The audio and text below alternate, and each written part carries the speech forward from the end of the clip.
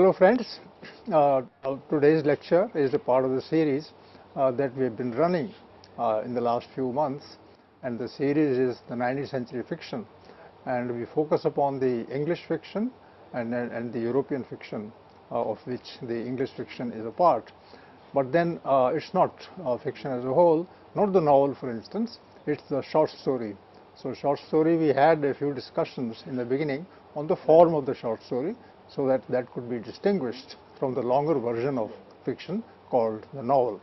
So in the series of short stories, today's lecture on Dostoevsky, the great Russian writer, is by Professor Richa Bajaj, who teaches English in Hindu College, Delhi University, and she has done some work on the Russian fiction, and she has that kind of knowledge about it that she will share with you, insights, understanding, perspective.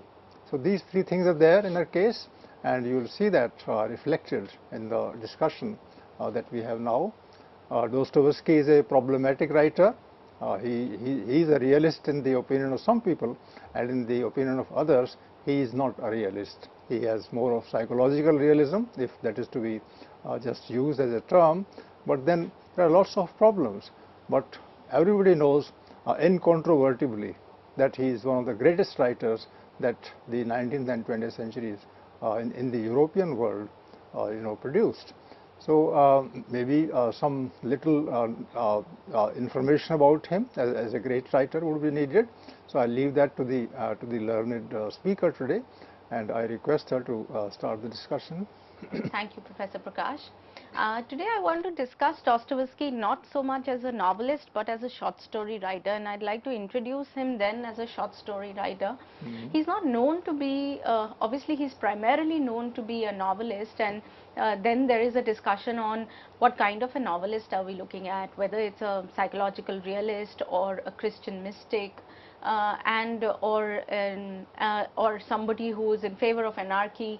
So all those are things that come in discussion when we look at Dostoevsky's novels particularly. But insofar as his stories are concerned, I think it's a very different writer. Like, I was pleasantly surprised when I first read Dostoevsky's stories. In fact, to the extent that I almost didn't believe it's the same man writing the story and the novel, because if you read Crime and Punishment, you're intensely into the vortex of things. You're drawn into this kind of dark human traits, and here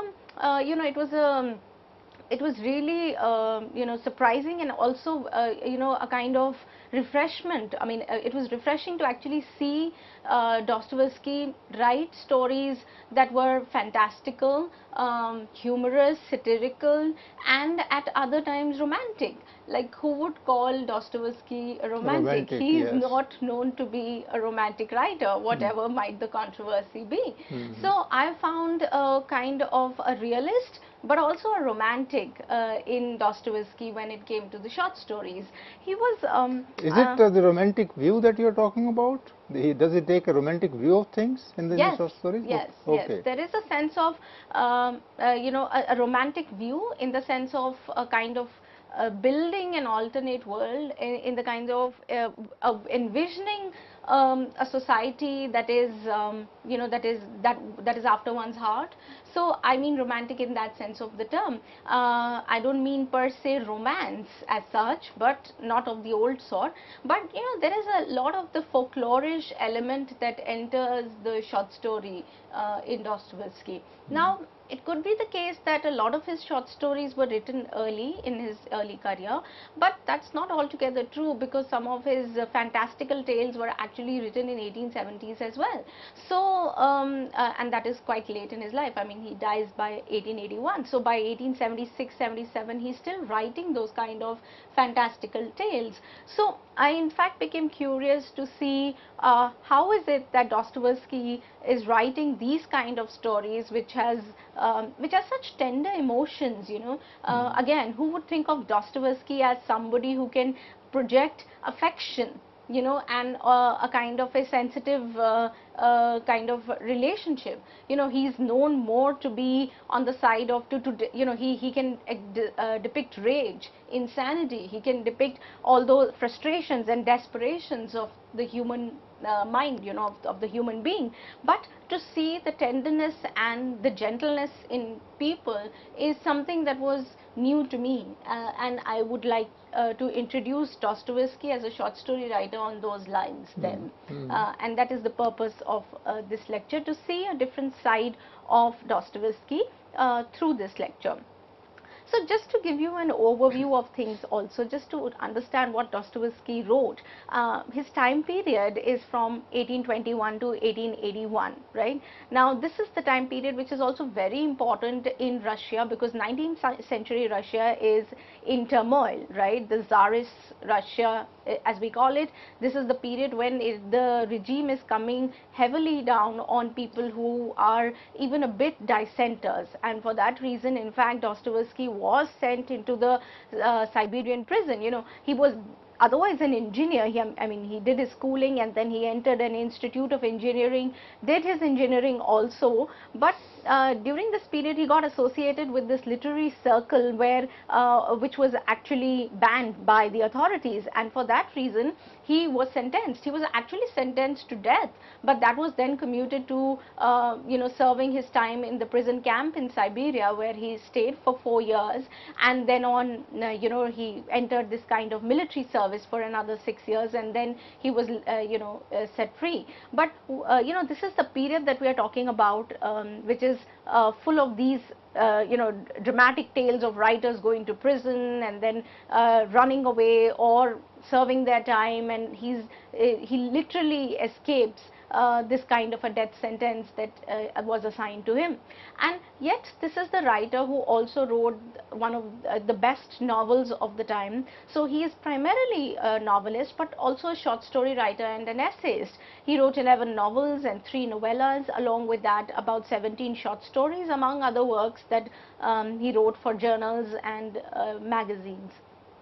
His first novel, The Poor Folk, was actually published in 1846, and some of his important novels are Crime and Punishment, 1866, The Idiot, 1869, The Possessed, 1872, and The Brothers Karamazov in 1880. And by that time, by 1881, actually, he dies. So till the very last moment, he was writing these stories of people who were intensely passionate about the role that they were following. What is interesting is that, of course, it is Dostoevsky's own take on life and on such a scenario, but this is what we see is that this is a very intellectual period in Russia, in the sense that intelligentsia is deeply divided, either against a particular movement or for another. There are a set of people who are conservatives and they want to follow the old course of life, and yet there are others who are looking towards progress and development. And this is, if you see, then there are at least 3 basic tenets that you find in Russian life. One that belongs to the old way of life, which is Tsarist, which is with the nobility. The other, which is looking towards progress and development. But within these two also, there are 2 or maybe 3 paradigms, really speaking. One which is very pro-capitalist. You can actually see the rise of capitalism in Europe during this time, and it's reaching its zenith in the 19th century, to the extent that in other parts of Europe actually it has seen its crisis. So in Russia there are discussions still about this kind of life, this kind of profit-oriented and the economic principle that revolves around private property and profit. So there is this new strain which is also gaining currency in Russia. Along with that, there are the idealists, who believe in this kind of revolt and revolution, and they are trying to influence people onto their side, and how the revolutionary spirit needs to be built into people, and talking about this new world that they can build for themselves. So there is that strain which is there, and then there is really a 4th strain, which is the liberal. you could call it the liberal rational, which tries to distance itself from every other ideology, and tries to create a kind of a critical outlook towards them. So if one were to put Dostoevsky in any of these framework, I think it would be this one of critical realist, where he is looking at things from a distance, and he sees madness in all three, and therefore he finds them inadequate in his own sense and according to his own vision. And this is something that he conveys through most of his works, whether these are the novels or the short stories. So, this is just to put the writer in a sort of a kind of an intellectual framework. What do you think? No, I think you have given very useful information about his personality, his sensibility, and that it is diverse, and it tells many things about the human mind from different angles. And rightly you say that this kind of reality existed in Russia at that time, and he was reflecting it, he was responding to it critically. Right. That, and then so far as stories are concerned, if you refer to the folk tales, then there is a new dimension that is added to his creativity. Right. Because he would generally talk about the suffering people in his own time. Right. And who could not cope with the reality of the time, and therefore, as you rightly say, that he was centering on madness as some kind of an existence. So I think this arouses our curiosity regarding his interest in short stories, where he is showing a different facet of his personality. Right. So I think it's going to be useful to understanding, read him, interpret him. Right. Also, Dostoevsky is more experimental in his stories. Like as far as his novels are concerned, he's realistic, deeply realistic, I would say. Even if it is psychological realism, then his focus is on psychological realism, but he's actually talking about the impact that society has had on individuals and how individuals crack up, under this kind of a system. So there is systemic violence that, or there is violence, and there is violence that stems from this kind of oppression, among people. So he was obviously deeply interested in human psychology, and created characters grappling with, the troubled political and cultural atmosphere of the 19th century Russia. One thing that you said about him, that he is pro-capitalist in certain ways. What is that? No, I did not say pro-capitalist. I actually said that there are these 3 or 4 intellectual strains that are available at the time in 19th century. One of them is the conservative old way. The second is a pro-capitalist strain that is coming up, and in fact one of his stories, he portrays a scathing critique of this kind of a capitalist strain. So he's definitely anti-capitalist and definitely anti-czarist. I mean, he was anti-czarist, and therefore he was put behind bars and sentenced to death. But then he's also very against this kind of capitalism which is making its way, which is totally based on the profit motive, and has marginalizes the interest of the human being. So he's against this pro-cap. So basically what you said is that he engages seriously with capitalism. He engages seriously with all these approaches that are available at the time. The conservative, the capitalist, the idealist, revolutionary, and the liberal rational. His view, his approach is of liberal rational, humanistic, liberal rational humanist, who's looking at all these 3 strains that exist in society: the capitalist, the revolutionary, idealist, and the conservative. And he is more or less against all 3. I would say that. So which adds to his credit. Right. So which is why I said he looks at them critically, and therefore I said that he's more of a critical realist, and looks at all of them from a distance, and is able to provide a kind of sort of an objective view of all 3. So definitely not capitalist. In fact, I discussed one of his stories, The Crocodile, where he's completely against this logic of capitalism, and he shows this kind of dehumanization that is caused by this kind of a system that is on the horizon in Russia. Yes, yes. But in the short stories then, Dostoevsky actually offers a very unique view of life, sometimes from the point of view of a child, and at others from the point of view of a thief. Still at another point, he would take the viewpoint of a man who's trapped inside a crocodile. So you can see the kind of point of view that he takes in all these stories is of course that of the victim or of the marginalized sections in society. He doesn't go into discussing the gentry, the landed groups in society. He takes up these marginalized common individuals who actually are on the margins of society, so just as an orphan or a thief, and in another case, a kind of a man who's lost hope in life. So, these are the kind of people he chooses to build his stories around. So, we see a different kind of, different side of Dostoevsky in his stories, one that is humorous, satirical, mystical, or fanciful in turns.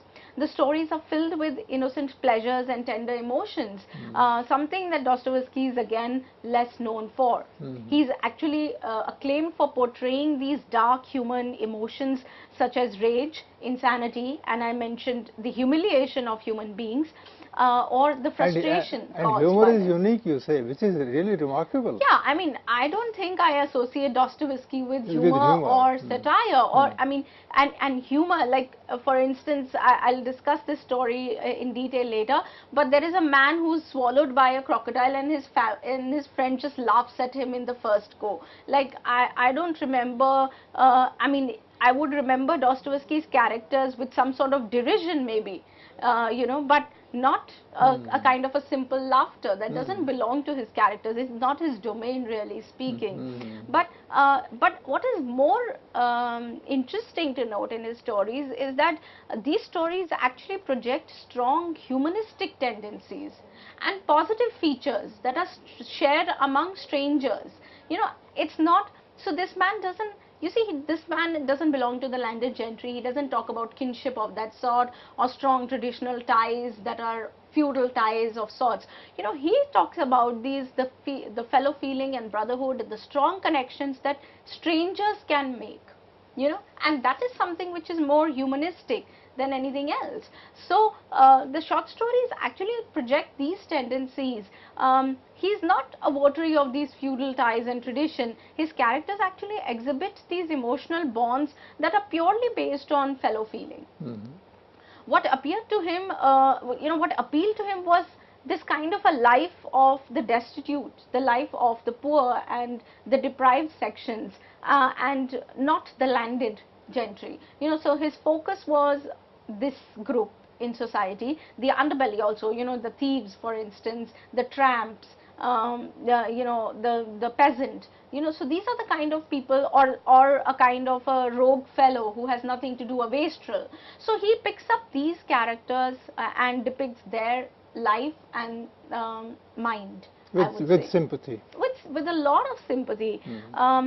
For instance, take the case of a story, and I'm going to just quickly also take you through some of the stories as if we can cover them, pick up one in another lecture at length. But to take the case of, for instance, the story of an honest thief. You take that story. Here you have this character Estafe Ivanovich, who's a tailor, and he gets attached to a tramp. There's a tramp who comes to his door and he takes him in. He's a tailor alone, and he has nobody to, he's old, also getting old, so he has nobody around him, no family. So he takes this tramp in and he gets attached to this tramp. This fellow keeps following Estafe everywhere he goes, and till Estafe actually begins to sympathize with this person. And later he develops such strong emotional bond with the tramp, and that he decides to become his benefactor. Even when he himself has very little means to support himself, he tries to help that stranger. We see how strange relations are then intensified, and look at the following quote. You should be able to see your screen there. And Estafe expresses himself thus: "My heart was simply breaking over him, the good-for-nothing fellow. I felt as if it were a son of mine I was losing," unquote. So, they imagine this kind of a stranger who takes in another stranger who's a thief actually, and a tramp, and because he's losing out and because he is dying, this man feels, that his heart is breaking, and he feels it is as if my own son I was losing. So, he's able, and Dostoevsky is able to project not just this kind of sympathy and bond that Estafet has, the the tailor, but also the softness of this tramp, who steals a pair of breeches from his benefactor to buy some ale, right? And but then he's so guilt-ridden that towards the end he tells Estafet, this person from whom he stole, that when I die, sell my coat and keep the money, because I have stolen a pair of breeches of yours. Don't give this when I die, don't bury it with me, it will do me no good, but I want to pay you back. So in a way, the thief who initially stole a pair of breeches from this man who had helped him, who had given him food, also tries to pay back, and tells this man that as I die, sell my coat and keep that money because I owe that money to you. So you can see this kind of a strange sort of a sympathy. The thief once says, okay, Estafet, I'm leaving you, I'm not going to return now. And yet, after 4-5 days, he returns. And Estafet, who's the tailor, has been waiting for him and rather feels sad that this man has not returned. When he returns one fine day, they are both, they don't talk about it, but both of them are happy to be together.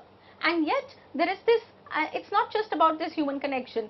See how Dostoevsky widens the scope of discussion. He says that he was so hungry that it was actually hunger that brought him to me. You have used the right words, tenderness, softness. Right. That he has that kind of affection for the people. Right. And that affection saves them from. The affection is not just with the benefactor. The affection is also with the thief, the tramp. So it's not a one-sided thing. Yes, and yet Dostoevsky problematizes it when he says that Estafet thinks that he has returned to him because he shares this bond, but then he also realizes that this man has not eaten for 3 days. Perhaps he had nothing anywhere else to go, and he wanted food, and he's returned to me because he was hungry. And he says that it is hunger perhaps that brought him to me. So the moment the word hunger comes in, that there is a larger dynamic playing. Maybe the thief didn't want to return, but society has no place for him. There is no food available for him. There is no place for him to go, and he must return to the only fellow who knows who would give him food. That draws him very close to realism. Exactly, that's what I'm saying. So the moment the issue of hunger, it's a very personal issue that two people are connecting. It's almost like, okay, there is humanism of the sort which is in a time warp. But the moment the issue of hunger comes in, you are instantly put in a social context that this is something that the man, even if he wants to leave Estafet and go away, he cannot. And he anticipates Gorky very, very specifically. Right. Because this is what Gorky engages with in his plays. Exactly. I mean, if you think of Gorky, he's also talking about these tramps living together in a dungeon sort of a place. And the only thing that connects them is hunger. So the moment you see that there is a humanism, there is perhaps this sympathy and love and tenderness, but more than that, what connects them is this tailor's need to have somebody. He's alone, he has nobody else.